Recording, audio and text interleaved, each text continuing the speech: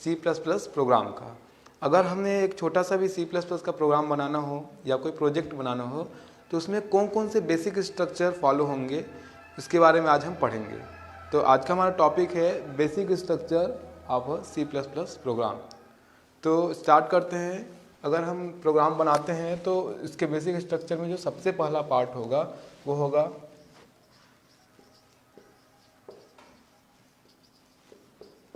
Documentation section. Documentation section जब हमने C program के स्ट्रक्चर के बारे में पढ़ा था तो भी ये सेक्शन पढ़ा हुआ था। यहाँ पर भी देख लेते हैं। डॉक्यूमेंटेशन सेक्शन वो सेक्शन है जहाँ पर जब आप अपना प्रोग्राम बनाते हैं तो उसके बारे में जो भी डिटेल आपको रखनी है, जैसे ऑथर नेम, प्रोग्राम का टाइटल या प्रोग्राम में यूज़ किए गए जो भी फंक्शन है उनके बारे में कोई डिटेल लिखनी है तो उसके लिए यूज़ किया जाता है। मीन्स यहाँ पर कमेंट्स लाइन होते हैं।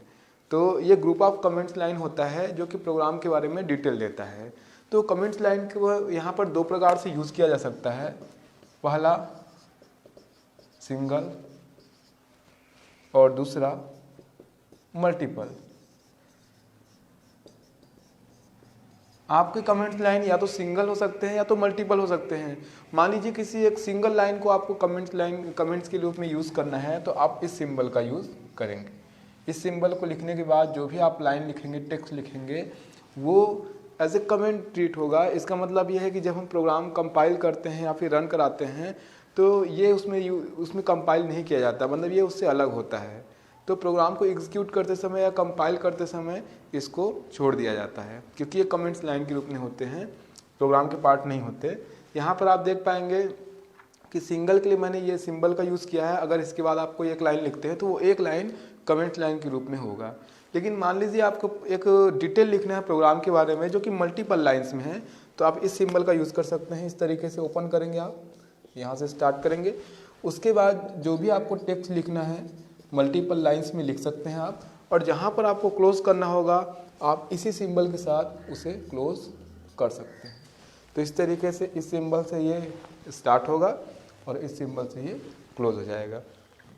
तो यहाँ पर ध्यान देने वाली बात यह है कि सिंगल लाइन के लिए, सिंगल कमेंट्स लाइन के लिए हम इस सिंबल का यूज़ करेंगे और इसी तरीके से मल्टीपल लाइन्स के लिए हम इस सिंबल का यूज़ करेंगे। ये ओपन होगा और लाइन हम लिखते जाएंगे और जहाँ क्लोज करना होगा फिर वापस इस सिंबल का यूज़ करेंगे।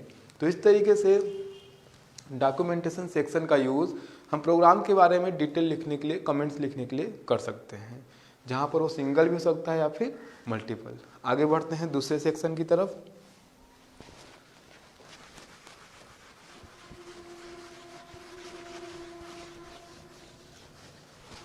हमारा दूसरा सेक्शन है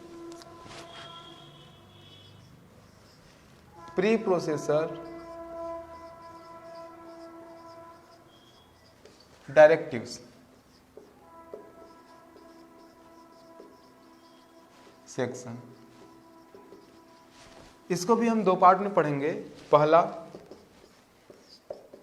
link section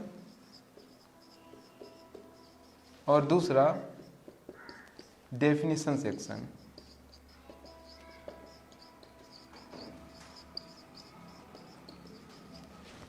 pre processor directive section में हम उन लाइंस का यूज़ करते हैं जिनको प्री प्रोसेसर के साथ लिखा जाता है। मतलब हम हैश सिंबल का यूज़ करते हैं इन लाइंस को लिखने के लिए।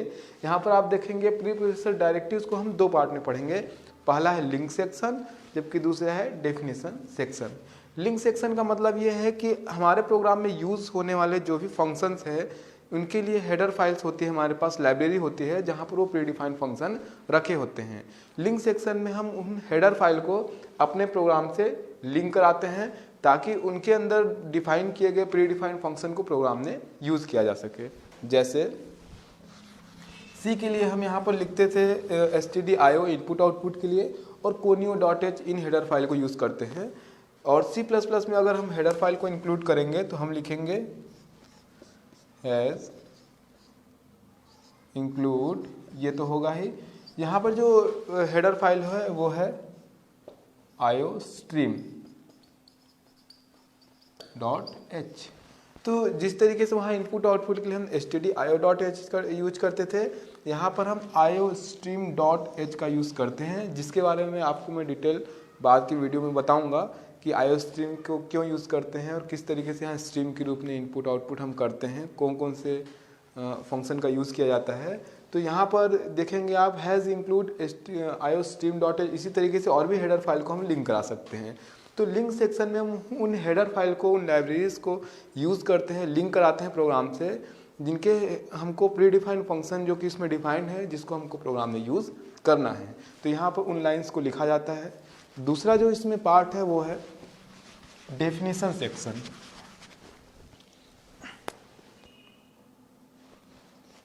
डेफिनेशन सेक्शन, इस पार्ट में हम प्रोग्राम में यूज होने वाले सिंबलिक कांस्टेंट को डिफाइन करते हैं। जैसे हैज डिफाइन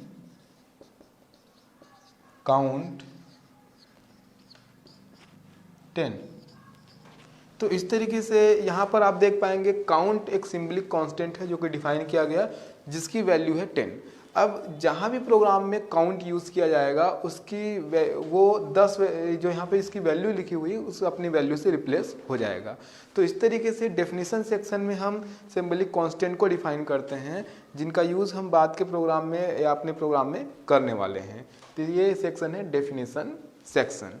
तो इस तरीके से यहाँ पर प्री प्रोसेसर डायरेक्टिव्स का यूज़ करके लिखी जाने वाली जो लाइंस है प्री प्रोसेसर के साथ, उन लाइंस का यूज़ करते हैं, या तो लिंक सेक्शन के लिए होते हैं या तो फिर डेफिनेशन सेक्शन के लिए। आगे बढ़ते हैं हम तीसरे सेक्शन के लिए।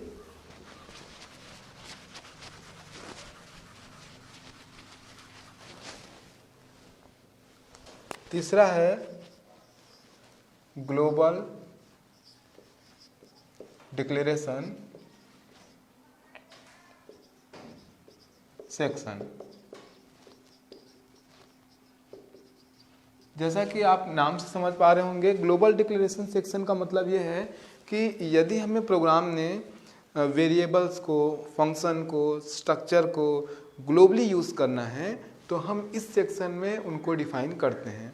इसका मतलब ये है कि जब हम किसी फंक्शन के अंदर कोई वेरिएबल या फंक्शन, किसी फंक्शन के अंदर वेरिएबल या फंक्शन डिफाइन करते हैं, बनाते हैं, तो वे लोकल होते हैं और केवल उस फंक्शन के लिए ही यूज़ होते हैं। जबकि ग्लोबल का मतलब ये होता है अगर इस सेक्शन में हम कोई वेरिएबल या फिर स्ट्रक्चर बनाते हैं तो वो पूरे प्रोग्राम में सभी मेन फंक्शन या सभी फंक्शन द्वारा यूज किए जा सकते हैं। तो इस तरीके से ग्लोबल डिक्लेरेशन सेक्शन में हम या तो वेरिएबल या तो फंक्शन या तो स्ट्रक्चर या तो क्लास को डिक्लेयर कर सकते हैं। क्लास यहाँ पर नया कॉन्सेप्ट है C++ में, जो कि ऑब्जेक्ट ओरिएंटेड प्रोग्रामिंग में यूज़ किया जाता है। आगे की वीडियो में हम क्लास और ऑब्जेक्ट के बारे में आपको बताएंगे कि क्लास किस तरीके से डिफाइन होता है और कैसे उसके ऑब्जेक्ट बनाए जाते हैं। तो यहाँ पर आप क्लास भी डिक्लेयर कर सकते हैं। अगला section class and method definition. Method definition section. यहाँ पर class and method definition section, यहाँ पर आप इस सेक्शन में आप क्लास बना सकते हैं, मतलब क्लास को डिफाइन कर सकते हैं और उसके अंदर जो भी आप मेथड बनाएंगे उससे भी डिफाइन कर सकते हैं। तो चूंकि ऑब्जेक्ट ओरिएंटेड प्रोग्रामिंग का यूज करके जब हम प्रोग्राम बनाएंगे क्लास एंड ऑब्जेक्ट के लिए, क्लास के लिए, तो यहाँ पर हम क्लास को बना सकते हैं। अगर मान लीजिए हम सिंपल प्रोग्राम बना रहे हैं जिसमें क्लास का यूज़ नहीं हो रहा है, तो आप यहाँ पर जो यूज़र डिफाइन मेथड्स होते हैं वो डिफाइन कर सकते हैं या फिर उन्हें डिक्लेयर कर सकते हैं। तो इस तरीके से class and method definition section का यूज़ तब करेंगे हम जब हम क्लास के लिए कोई प्रोग्राम बनाने वाले होंगे। मान लीजिए हमने क्लास बनाया हुआ है जिसके अंदर हमको मेथड रखने हैं, तो इस सेक्शन में ही आप यहाँ पर क्लास बनाएंगे और साथ में उसके मेथड यहाँ पर डिफाइन करेंगे। असल में ये जो सेक्शन है वो ग्लोबल डिक्लेरेशन सेक्शन का ही सब पार्ट है। तो आप यहाँ पर जब क्लास ऑब्जेक्ट का प्रोग्राम बनाएंगे तो आप यहाँ पर क्लास बनाएंगे और साथ में उसके जो मेथड्स होंगे वहाँ पर डिफाइन कर सकते हैं। आगे बढ़ते हैं। पांचवा है main function. Main function section. तो मेन को भी हम दो पार्ट में पढ़ते हैं। पहला है लोकल डिक्लेरेशन सेक्शन,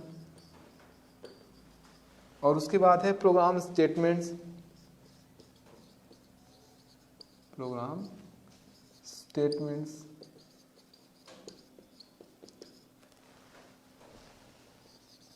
यहाँ पर मेन फंक्शन में आप देख पाएंगे, हम मेन फंक्शन को भी दो पार्ट में पढ़ रहे हैं। पहला है लोकल डिक्लेरेशन सेक्शन, जबकि दूसरा है प्रोग्राम स्टेटमेंट। कभी कभी प्रोग्राम स्टेटमेंट को एग्जीक्यूटेबल पार्ट भी लिखा जाता है और इसको लोकल डिक्लेरेशन पार्ट भी लिखा जाता है। तो मेन फंक्शन के अंदर जब हम प्रोग्राम स्टार्ट करते हैं, जैसा कि हम पहले सी के स्ट्रक्चर में भी देख चुके हैं, तो इसके दो पार्ट होते हैं। पहला, जहाँ पर लोकल डिक्लेरेशन सेक्शन लिखा हुआ है, वहाँ पर आप वेरिएबल बना सकते हैं, या आप स्ट्रक्चर में आपने बनाया हुआ तो स्ट्रक्चर के वेरिएबल बना सकते हैं। अगर आपने क्लास ऑब्जेक्ट के थ्रू प्रोग्राम बनाया हुआ है तो इन क्लास के आप यहाँ पर ऑब्जेक्ट क्रिएट कर सकते हैं। तो इस तरीके से यहाँ पर बनाए जाने वाले वेरिएबल्स या फिर फंक्शन वो प्रोग्राम के लिए या इस फंक्शन के लिए लोकल होते हैं। तो इसलिए यहाँ पर लोकल डिक्लेरेशन सेक्शन लिखा गया है।